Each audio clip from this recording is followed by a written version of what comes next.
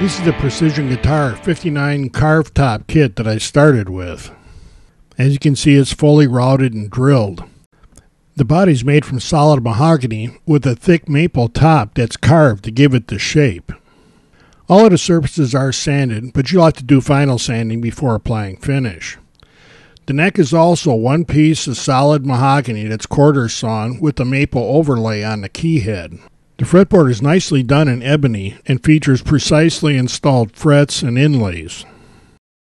All of the routing is precisely done for humbucker pickups. They give you generous wire channels inside.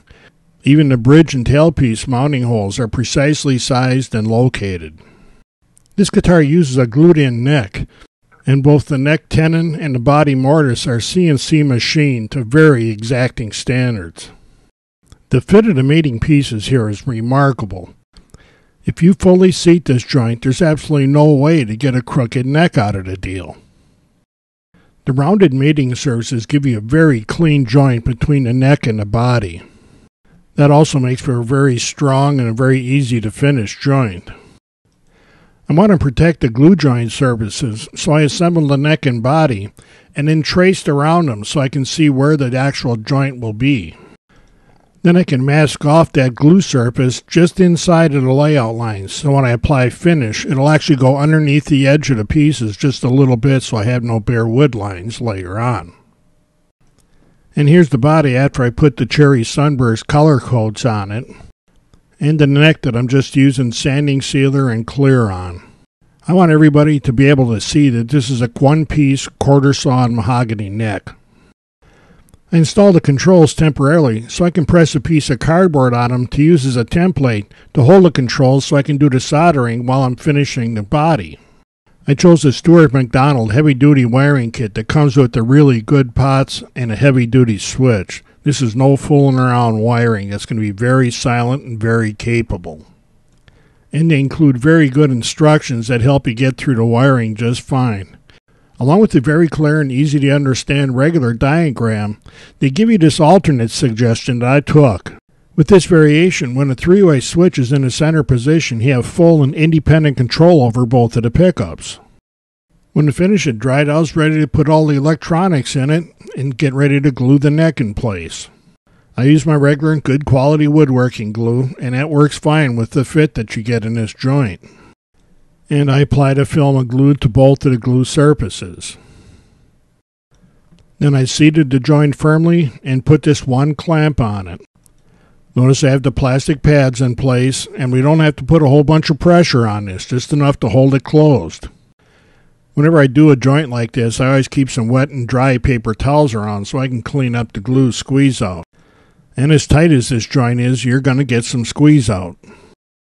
And then came what was probably the hardest thing in this whole build. That's just letting the glue cure for 24 hours. A day later, I installed the Godot 510 bridge and tail pieces. These are high-end pieces designed to give you lots of sustain and tone. And that allowed me to install the outside strings so I could align the Stuart McDonald Parsons Street humbuckers with the strings properly and screw them down. We want to make sure that the pull pieces in the pickups are as close to centered on the strings as we can get them. And in the end, I came away with a guitar that I'm very happy with. The quality of the wood and machining from Precision Guitar Kits is really first-rate throughout and made all of this possible. The fit of the neck and the location of the tailpiece and bridge are all perfect, and that makes for a good playing guitar. This body doesn't have an inlaid binding. I just masked the edge and the maple top during all of the color coats. Then I took that off and cleared that with the rest of the body.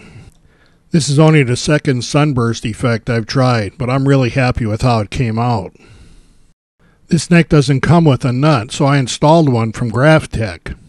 This nut is loaded with Teflon, so we make sure that the strings slide easily during tuning. It's just about impossible to record the sound of this guitar accurately with a camcorder, but we're going to try. I have to say that I'm extremely happy with the sound that I'm getting from this.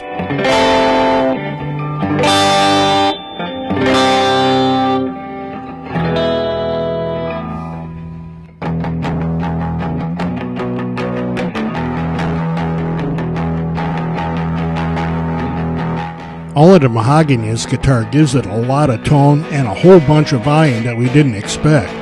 Somewhere between the Parsons Street humbuckers, the super efficient wiring, and all that mahogany, I have to run the amp about a third less volume than I do with other guitars.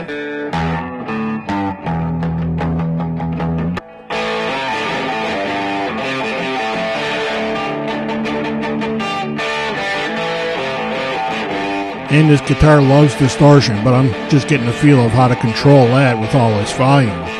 But I am getting a little bit of a sense for how Sammy Hagar and them guys do it. With that wiring trick I told you about, you can shut one of the humbuckers off and channel a little Van Halen. The good news is the guitar will do it all, even if I'm not quite up to it.